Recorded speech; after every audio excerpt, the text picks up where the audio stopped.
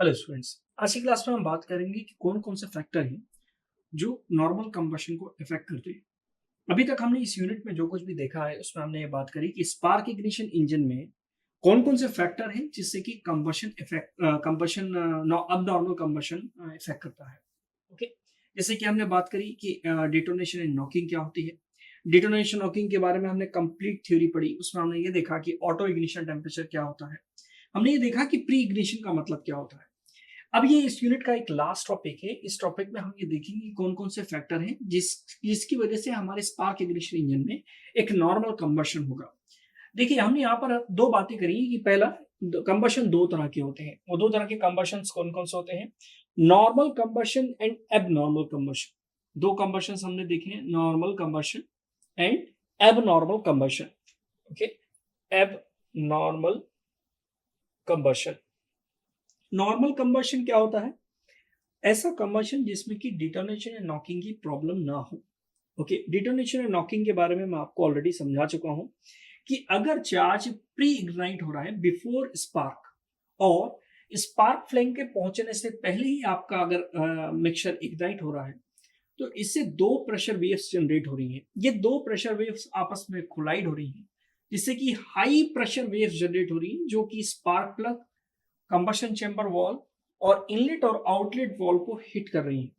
इससे कि इंजन से वॉइस आ रही है, इंजन से नॉकिंग की आवाज आ रही है। इसी को हम क्या बोलते हैं? नॉकिंग। और इस पूरे फिनोमेना को हम क्या बोलते हैं? डिटोनेशन। इस पर्टिकुलर कंबशन को किस कैटेगरी में रखा गया है? एबनॉर्मल कंबशन की कैटेगरी में रखा गया है। नॉर्मल कंबशन क्या है? नॉर्मल कंबशन का मतलब ये है कि अगर इंजन में इस तरह की कोई भी प्रॉब्लम नहीं आ रही है तो उसको हम क्या बोलेंगे? नॉर्मल कंबशन बोलेंगे। अभी तक हमने सब कुछ बातें कर ली, सारे फैक्टर्स हमने देख लिए कि कौन कौन से फैक्टर्स इफेक्ट करते हैं। अब हम ये देखेंगे कि कौन कौन से पैरामीटर हैं जिनको कंट्रोल करके हम अपने स्पार्क इग्निशन इंजन में ये इंश्योर कर सकें कि कंबशन क्या हो? नॉर्मल हो। सबसे पहला फैक्टर आता है इंडक्शन प्रेशर।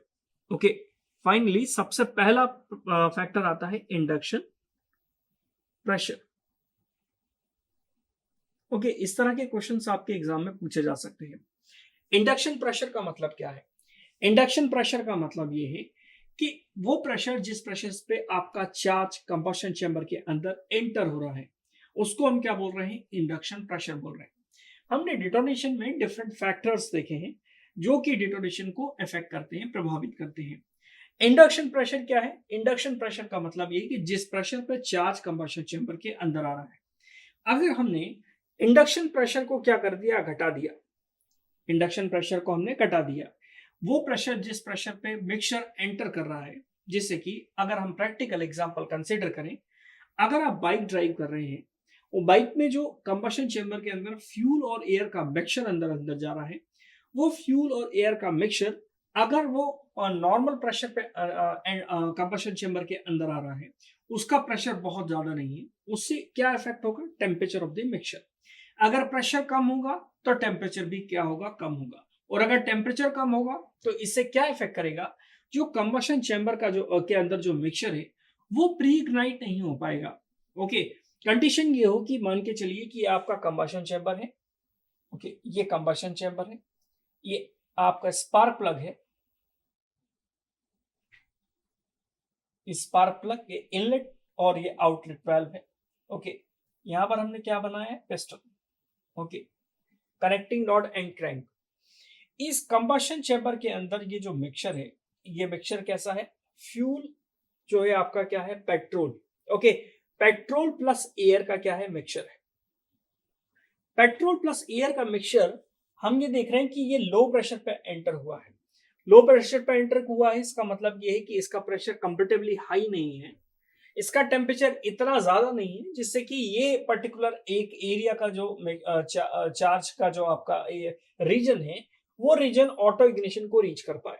अगर टेम्परेचर ज्यादा होगा तो डेफिनेटली जो चार्ज होगा वो तेजी से, ओके, इजीली, वो आसानी से क्या होगा? ऑटो इग्निशन को रीच कर जाएगा और प्री इग्नाइट हो जाएगा।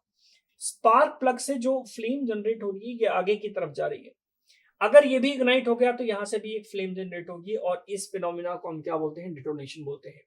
लेकिन अगर ये चार्ज, ये जो लास्ट में जो चार्ज है, वो उसको उसका टेम्परेचर कम है, तो वो पहले इग्नाइट नहीं हो पाएगा और उसके पहले ही ये फ्लेम इसको क्या कर देगी, बर्न कर देगी।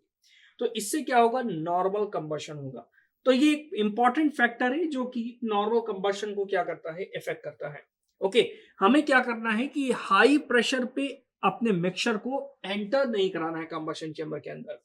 और इसको हम कैसे इंश्योर कर सकते हैं कि स्पार्क इग्निशन इंजन में हम किसी तरह से सुपर चार्जिंग का अरेंजमेंट हम प्रोवाइड ना करें। ओके, क्योंकि अगर हमने सुपर चार्जिंग प्रोवाइड कर दी तो सुपर चार्जिंग क्या करता है, वो हाई प्रेशर में मिक्सचर को कंबशन चेंबर के अंदर भेजता है। इसलिए हमने कहा कि स्पार्क इग्निशन इंजन में जो व्हीकल्स होती हैं, उन व्हीकल्स में आप सुपर चार्जर या टर्बो चार्जर नहीं यूज करते। कंडीशन ये है कि अगर बहुत ही ज्यादा रिक्वायरमेंट है पावर की, जैसे कि अगर कोई जेट या कोई इंजन हाई एल्टीट्यूड पे काम कर रहा है, अगर इंजन हाई एल्टीट्यूड पे काम कर रहा है तो आपके पास कोई ऑप्शन नहीं है, आपको सुपर चार्जर और टर्बो चार्जर देना पड़ेगा। और व्हीकल्स जो कि रेसिंग कार्स की जो व्हीकल्स है, रेसिंग कार्स जो हैं, उनमें भी सुपर चार्जर टर्बो चार्जर आप यूज कर सकते हैं, क्योंकि उसमें हमें कॉम्प्रोमाइज करना पड़ता है, उसमें हमें हाई पावर की रिक्वायरमेंट है। और अगर वो स्पार्क इग्निशन इंजन है तो उसमें हम सुपर चार्जर और टर्बो चार्जर यूज कर सकते हैं। पहला फैक्टर क्या हो गया, इंडक्शन प्रेशर। हमने ये सीखा कि अगर हम इंडक्शन प्रेशर को कम कर दें तो वो नॉर्मल कंबशन की तरफ हमें ये ले जाएगा। ओके, किसकी तरफ, नॉर्मल कंबशन की तरफ। इंजन में क्या होगा, नॉर्मल कंबशन होगा, डिटोनेशन और नॉकिंग की प्रॉब्लम नहीं होगी। नेक्स्ट फैक्टर है जो कि नॉर्मल कंबशन को इफेक्ट करेगा, वो है स्पीड। क्या है, स्पीड। अगर हम इंजन स्पीड को क्या करें, बहुत ज्यादा कर दें, हाई स्पीड पे अगर हम वर्क कराएं, ओके, स्पीड अगर हमने ज्यादा कर दी, ज्यादा स्पीड कर दी, तो हमें क्रैंक एंगल को क्या करना पड़ेगा, एडवांस करना पड़ेगा। जैसे कि हमने स्पार्क दिया, तो स्पार्क देने के लिए हमने क्या किया, 10 डिग्री बिफोर टीडीसी उसको स्पार्क दिया, 10 डिग्री बिफोर टीडीसी स्पार्क दिया for in a certain speed. Like अगर हम इसको समझने के लिए एक एग्जांपल कंसीडर करें कि एट 1500 आरपीएम, 1500 आरपीएम पे, 1500 आरपीएम पे अगर हम 10 डिग्री बिफोर टीडीसी स्पार्क दे रहे हैं, तो एट हायर स्पीड लाइक 2000 और 2500 स्पीड पे हमें क्रैंक एंगल को और ज्यादा एडवांस करना पड़ेगा। लाइक 10 डिग्री की जगह वो 12 डिग्री और 15 डिग्री होगा, to to in a region of normal combustion. Okay, हमें नॉर्मल कंबशन बनाए रखने के लिए हायर स्पीड पर हमें मोर क्रैंक एंगल एडवांस देना पड़ता है।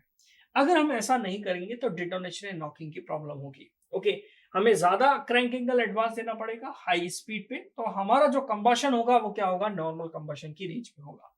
ओके, नेक्स्ट है, नेक्स्ट हमारा है, नेक्स्ट हमारा टॉपिक है इग्निशन टाइमिंग। नेक्स्ट फैक्टर है ignition timing. Okay, ignition timing, ignition timing का मतलब क्या है, जिस पॉइंट पे आप स्पार्क दे रहे हैं, इग्निशन ना ही टू अर्ली होना चाहिए और ना ही टू लेट होना चाहिए। ओके, बहुत जल्दी अगर हम इग्निशन कर देंगे तो भी प्रॉब्लम होगी, और बहुत लेट में करेंगे तो भी क्या होगी, प्रॉब्लम होगी। इग्निशन टाइम को प्रॉपर रख के हम कंबशन को क्या बना सकते हैं, नॉर्मल कंबशन बना सकते हैं। ओके, अगर हमने इग्निशन को बहुत पहले कर दिया तो जो वर्क ट्रांसफर है वो क्या हो जाएगा, रिड्यूस हो जाएगा। ओके, अगर हमने बहुत ज्यादा पहले इग्निशन को हमने दे दिया, बहुत पहले ही हमने क्या कर दिया, स्पार्क दे दिया, बहुत पहले ही स्पार्क देने से क्या होगा, पिस्टन टीडीसी पर पहुंचेगा ही नहीं, और आपने स्पार्क दे दिया, जिससे क्या होगा, हाई प्रेशर क्या हो जाएगा, कम हो जाएगा। ओके, जो आपका मैक्सिमम प्रेशर रीच कर रहा था वो मैक्सिमम प्रेशर क्या हो जाएगा, कम हो जाएगा, जिससे कि आपका वर्क क्या हो जाएगा, कम हो जाएगा, और ये नॉर्मल कंबशन की रेंज में नहीं आता। अगर आपको प्रॉपर कंबशन और प्रॉपर थर्मल एफिशिएंसी चाहिए तो आपको इग्निशन टाइमिंग प्रॉपर रखनी होगी, आपको इग्निशन टाइमिंग बहुत पहले नहीं करनी है। ओके, हाई स्पीड के केस में मैंने आपको बता दिया कि अगर आपका इंजन हाई स्पीड पे चल रहा है, in that case only you have to give more crank angle advance. Okay, आपको ज्यादा क्रैंक एंगल एडवांस देना पड़ेगा। जैसे कि अगर हम प्रीवियस 1500 के केस में 10 डिग्री दे रहे थे, और अगर हाई स्पीड की बात करें 2000 के केस में आपको 15 डिग्री देना होगा, लेकिन इग्निशन टाइमिंग का स्पीड से कोई रिलेशन नहीं है, वो फैक्टर अलग है, ये फैक्टर अलग है। अगर स्पीड, नॉर्मल स्पीड में, कांस्टेंट स्पीड में अगर आपका इंजन वर्क कर रहा है, उस केस में जो इग्निशन टाइमिंग अगर आप दे रहे हैं, वेरिएबल इग्निशन टाइमिंग दे रहे हैं, और उसमें अगर हम कंपेयर कर रहे हैं कि अगर हम पहले इग्निशन रखते हैं और बाद में इग्निशन रखते हैं तो उससे क्या चीजें इफेक्ट करती हैं। अगर हम पहले इग्निशन रखेंगे, पहले ही अगर हमने इग्नाइट कर दिया, ओके, पहले ही इग्नाइट करने से क्या होगा, जो हाई प्रेशर है वो क्या हो जाएगा, कम हो जाएगा। हाई प्रेशर कम हो जाएगा, इसका मतलब क्या है, जैसे कि इस कंबशन चेंबर को हम समझते हैं, ये हमारा कंबशन चेंबर है। इस कंबशन चेंबर में पिस्टन बीडीसी से टीडीसी की तरफ जा रहा है, top dead bottom dead centre से टॉप डेड सेंटर की तरफ जा रहा है, बॉटम डेड सेंटर से टॉप डेड सेंटर की तरफ जा रहा है। अब आपने क्या किया, जैसे ही पिस्टन ऊपर की तरफ मूव कर रहा है, आपने 10 डिग्री पहले ही क्रैंक 10 डिग्री पहले ही 10 डिग्री बिफोर टीडीसी आपने स्पार्क दे दिया। 10 डिग्री बिफोर टीडीसी अगर आपने स्पार्क दिया तो क्या हो रहा होगा, कंबशन चेंबर के अंदर ऐसा क्या हो रहा है, आपने स्पार्क दिया तो जो फ्यूल है वो फ्यूल अपना टेम्परेचर बढ़ाएगा, धीरे धीरे वो ऑटो इग्निशन टेम्परेचर को रीच करेगा एंड देन फिर वो क्या होगा, इग्नाइट होगा। उस पर्टिकुलर टाइम पीरियड में आपका जो पिस्टन होगा वो टॉप डेड सेंटर पे पहुंच चुका होगा। इससे ये होगा कि जब फ्यूल इग्नाइट कर रहा होगा तब वॉल्यूम क्या हो चुका होगा, मिनिमम हो चुका होगा। इससे आपको हाई प्रेशर राइज मिलता है। ओके, हाई प्रेशर राइज मतलब प्रेशर कंटिन्यूअसली बढ़ रहा होता है क्योंकि पिस्टन मूव करता है फ्रॉम बीडीसी से टीडीसी। ओके, सो इग्निशन टाइमिंग आपको बहुत पहले नहीं देनी है और ना ही बहुत बाद में देनी है। अगर आपने too early and too late ignition दिया तो वर्क क्या हो जाएगा, रिड्यूस हो जाएगा और ये एबनॉर्मल कंबशन की कैटेगरी में आ जाएगा। ओके, नेक्स्ट है आपका मिक्सचर स्ट्रेंथ। आपको नॉर्मल कंबशन अगर रखना है तो आपको इन पैरामीटर पे ध्यान रखना होगा। Mixture strength, mixture strength, okay, mixture strength. Mixture के बारे में हम ऑलरेडी बात कर चुके हैं। मिक्सचर स्ट्रेंथ का क्या मतलब था, हमने ये देखा कि जो फ्यूल और एयर का मिक्सचर है उसको 3 कैटेगरी में डिवाइड किया गया है। वो 3 कैटेगरी क्या थी, lean mixture, rich mixture and stoichiometry mixture. Lean mixture का मतलब क्या था, लीन मिक्सचर का मतलब ये था कि अगर एयर की क्वांटिटी फ्यूल के कंपैरिजन में ज्यादा है या जितना रेशियो एयर और फ्यूल का कम होना चाहिए उसमें एयर की क्वांटिटी या एयर की मात्रा आपने ज्यादा सप्लाई करी है, तो उस रेशियो को आपने क्या बोला, उसको आपने बोला लीन मिक्सचर। क्या बोला उसको, लीन मिक्सचर। एक और मिक्सचर था जिसको आपने बोला rich mixture. Rich mixture, rich mixture का मतलब क्या था, जिसमें कि फ्यूल की क्वांटिटी अगर ज्यादा है तो उसको हम क्या बोल रहे थे, रिच मिक्सचर, और एयर की क्वांटिटी कंपेरेटिवली कम है, जो रेशियो केमिकली करेक्ट पे होना चाहिए उसके कंपैरिजन में फ्यूल की क्वांटिटी अगर ज्यादा है तो उसको हम क्या बोलेंगे, रिच मिक्सचर बोलेंगे। नेक्स्ट है स्टेक्यूमेट्री मिक्सचर। स्टेक्यूमेट्रिक मिक्सचर, स्टेक्यूमेट्री मिक्सचर का मतलब क्या होता है, स्टेक्यूमेट्री मिक्सचर का मतलब होता है केमिकली करेक्ट रेशियो। ये होता है मिक्सचर स्ट्रेंथ। आपको मिक्सचर स्ट्रेंथ इस तरह से रखनी है कि जो कंबशन है वो आपका नॉर्मल कंबशन की कैटेगरी में आ जाए। ओके, नॉर्मल कंबशन का मतलब क्या है, नॉर्मल कंबशन का मतलब ये कि आपको प्रॉपर वर्क ट्रांसफर मिले, प्रॉपर थर्मल इफिशिएंसी हो और डिटोनेशन और नॉकिंग की प्रॉब्लम ना हो, उसको हम क्या बोलते हैं, नॉर्मल कंबशन बोलते हैं। मिक्सचर स्ट्रेंथ में हम ये देख रहे हैं कि अगर आपने 2 लीन मिक्सचर सप्लाई कर दिया, ओके, 2 लीन मिक्सचर सप्लाई कर दिया तो 2 लीन मिक्सचर में एयर की क्वांटिटी ज्यादा होगी तो क्या फ्यूल बर्न हो पाएगा, बिल्कुल नहीं। ओके, आपको ये मालूम है कि एक फ्यूल के पार्टिकल को जलने के लिए, अगर ये फ्यूल का पार्टिकल है, इस फ्यूल के पार्टिकल को जलने के लिए एक ऑक्सीजन का पार्टिकल चाहिए। ओके, इस फ्यूल के पार्टिकल को जलने के लिए क्या चाहिए, एक ऑक्सीजन का पार्टिकल चाहिए, तब जाकर केमिकल रिएक्शन होगी, और केमिकल रिएक्शन होगी तो बॉन्ड्स टूटेंगे और हीट जनरेट होगी, केमिकल एनर्जी हीट एनर्जी में कन्वर्ट हो जाएगी। तो हमने ये देखा कि फ्यूल के पार्टिकल को जलने के लिए ऑक्सीजन का पार्टिकल चाहिए। अगर आपने ऑक्सीजन के पार्टिकल को एक्सेस अमाउंट में सप्लाई कर दिया, ओके, जैसे कि ऑक्सीजन का मतलब क्या है, ऑक्सीजन का मतलब है air. Okay, air means oxygen. अगर आपने एक्सेस अमाउंट में ऑक्सीजन को सप्लाई कर दिया और फ्यूल की क्वांटिटी कम है तो क्या प्रॉपर केमिकल रिएक्शन होगी, बिल्कुल नहीं। तो लीन मिक्सचर अगर आप यूज करेंगे तो आपका वर्क ट्रांसफर क्या हो जाएगा, घट जाएगा, और इंजन की जो थर्मल इफिशिएंसी है वो भी क्या हो जाएगी, रिड्यूस हो जाएगी। ओके, तो आपको लीन मिक्सचर पे वर्क नहीं करना है। क्या हम रिच मिक्सचर पे काम कर सकते हैं? Okay, for normal combustion rich mixture का मतलब क्या है? फ्यूल की क्वांटिटी ज्यादा सप्लाई करना। फ्यूल की क्वांटिटी अगर आपने ज्यादा सप्लाई कर दी, मान के चलिए कंडीशन इस तरह से हो जाएगी कि दो फ्यूल पार्टिकल के लिए एक ऑक्सीजन का पार्टिकल हो जाएगा, तो फिर क्या होगा कि इनके बीच में तो केमिकल रिएक्शन हो जाएगी, लेकिन वो फ्यूल का पार्टिकल जिसके पास ये ऑक्सीजन का पार्टिकल नहीं है, वो अनबर्न्ड ही बाहर निकल जाएगा। और आपको मालूम है कि energy neither be created nor be destroyed, only it can transform from one form of energy to another form of energy. Energy को ना ही बनाया जा सकता है और ना ही खत्म किया जा सकता है, सिर्फ और सिर्फ एक फॉर्म से दूसरे फॉर्म में कन्वर्ट किया जा सकता है। अगर फ्यूल का पार्टिकल अनबर्न्ड ही बाहर निकल रहा है, तो क्या एनर्जी वर्क में बदलेगी? बिल्कुल नहीं। वो एग्जॉस्ट में क्या हो जाएगी? निकल जाएगी, बाहर चली जाएगी। ओके, तो इससे वर्क ट्रांसफर क्या हो जाएगा? घट जाएगा। थर्मल इफिशियंसी क्या हो जाएगी? रिड्यूस हो जाएगी। तो आपको ना ही लीन मिक्सचर पे काम करना है और ना ही रिच मिक्सचर पे काम करना है। For normal combustion we have to use stoichiometric mixture. Okay, stoichiometric mixture पे अगर हम काम करेंगे तो आपको मैक्सिमम वर्क ट्रांसफर मिलेगा। ओके, एनालिसिस जो रिसर्च है वो आपको ये बताती है कि लगभग 10% रिचर मिक्सचर पे काम करने पर, स्टोइकियोमेट्री से लगभग 10% रिचर मिक्सचर काम करने पर आपको जो वर्क डन मिलता है वो क्या होता है? मैक्सिमम होता है। इस तरह के क्वेश्चन इंजीनियरिंग सर्विसेज में कई बार पूछे गए हैं कि फॉर मैक्सिमम वर्क आउटपुट आपको एयर फ्यूल रेशियो कितना लेना होता है? लीन मिक्सचर, रिच मिक्सचर या stoichiometric mixture?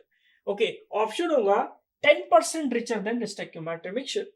10% chemically correct ratio से अगर आप ज्यादा लेते हैं तो जो वर्क डन मिलता है वो क्या होता है? मैक्सिमम होता है। ओके, ये था हमारा फोर्थ पॉइंट। फिफ्थ पॉइंट है, ये फैक्टर भी आपका नॉर्मल कंबशन को क्या करता है? इफेक्ट करता है। Compression ratio, RC. Okay, compression ratio. Compression ratio spark ignition engine का कितना होता है? जैसे कि हम यूनिट को खत्म कर रहे हैं तो अब तक आपको याद हो जाना चाहिए कि स्पार्क इग्निशन इंजन का कंप्रेशन रेशियो क्या होता है। स्पार्क इग्निशन इंजन का कंप्रेशन रेशियो होता है 10 to 16। ओके, 10 से 16 के बीच में होता है। आपको बिल्कुल ध्यान रखना है हमेशा के लिए कि इसका कंप्रेशन रेशियो किस किस के बीच में होता है? लगभग 10 से 16 के बीच में होता है। ओके, कंप्रेशन रेशियो ज्यादा क्यों नहीं रख सकते? लास्ट क्लास में हम ऑलरेडी बात कर चुके हैं जिसमें हमने HUCR के बारे में पढ़ा था, हाईएस्ट यूजफुल कंप्रेशन रेशियो। जैसा कि हमें मालूम है कि थर्मल एफिशिएंसी जो है डायरेक्टली प्रोपोर्शनल होती है कंप्रेशन रेशियो के। जैसे जैसे हम कंप्रेशन रेशियो बढ़ाते हैं, इंजन की थर्मल एफिशिएंसी तो बढ़ती जाती है। इसका मतलब ये नहीं कि आप कंप्रेशन रेशियो को आंख बंद करके बिल्कुल बढ़ा दें। इससे क्या साइड इफेक्ट्स होंगे? अगर कंप्रेशन रेशियो हमने बहुत ज्यादा बढ़ा दिया तो इससे इंजन के अंदर का टेम्परेचर बढ़ जाएगा। ओके, कंबशन चैम्बर का अंदर का टेम्परेचर क्या हो जाएगा? बढ़ जाएगा। जब कंबशन चैम्बर के अंदर का टेम्परेचर बढ़ जाएगा तो प्रॉब्लम क्या होगी? प्रॉब्लम ये होगी कि जो चार्ज कंबशन चैम्बर के अंदर आएगा उसका टेम्परेचर इजीली राइज हो जाएगा और उसके चांसेस प्री बर्निंग के या प्री इग्निशन के ज्यादा बढ़ जाएंगे। ये फ्लेम इस चार्ज तक पहुंचेगी नहीं कि वो खुद ब खुद वॉल के कांटेक्ट में आके बर्न हो जाएगा। ओके, तो कंप्रेशन रेशियो 10 से 16 के बीच में हमें रखना है। अगर हमने ज्यादा कंप्रेशन रेशियो रख दिया तो थर्मल एफिशिएंसी तो आपको थियोरेटिकली ज्यादा मिल जाएगी लेकिन वर्क ट्रांसफर घट जाएगा क्योंकि प्री इग्नाइट हो जाएगा। प्री इग्नाइट हो जाएगा तो आपको प्रॉपर वर्क आउटपुट नहीं मिलेगा। ओके, तो कंप्रेशन रेशियो आपको एक ऑप्टिमम कंप्रेशन रेशियो रखना है to get the maximum work. Okay, तो ये 5 फैक्टर हैं। ये फैक्टर्स आपके नॉर्मल कंबशन को क्या करते हैं? इफेक्ट करते हैं। हम एक बार ओवरव्यू देख लेते हैं। इंडक्शन प्रेशर को घटा देंगे तो नॉर्मल कंबशन की कैटेगरी में आ जाएंगे। Speed, if you are working या if you are driving at high speed then you have to give more crank angle advance। अगर आपने हाई स्पीड पे अपना इंजन चला रहे हैं तो आपको क्रैंक एंगल को और ज्यादा एडवांस करना पड़ेगा। Okay, to be in a normal combustion zone. Okay, normal combustion zone में रहने के लिए हाई स्पीड पे अगर आप वर्क कर रहे हैं तो आपको क्रैंक एंगल ज्यादा एडवांस करना पड़ेगा। इग्निशन टाइमिंग, आपको ना ही टू अर्ली और ना ही टू लेट इग्निशन करना है। अगर आपने ज्यादा पहले इग्निशन कर दिया तो भी प्रॉब्लम होगी और अगर आपने ज्यादा लेट इग्निशन किया है तो भी प्रॉब्लम होगी। मिक्सचर स्ट्रेंथ, आपको ना ही लीन मिक्सचर लेना है ना ही रिच मिक्सचर लेना है, आपको स्टोइकियोमेट्रिक मिक्सचर पे काम करना है to be in a normal combustion zone. Okay, compression ratio, compression ratio आपको ऑप्टिमम कंप्रेशन रेशियो रखना है to get the maximum work output from the spark ignition engine. Okay, तो आज की क्लास के लिए इतना ही, मिलते हैं नेक्स्ट क्लास में। Thank you.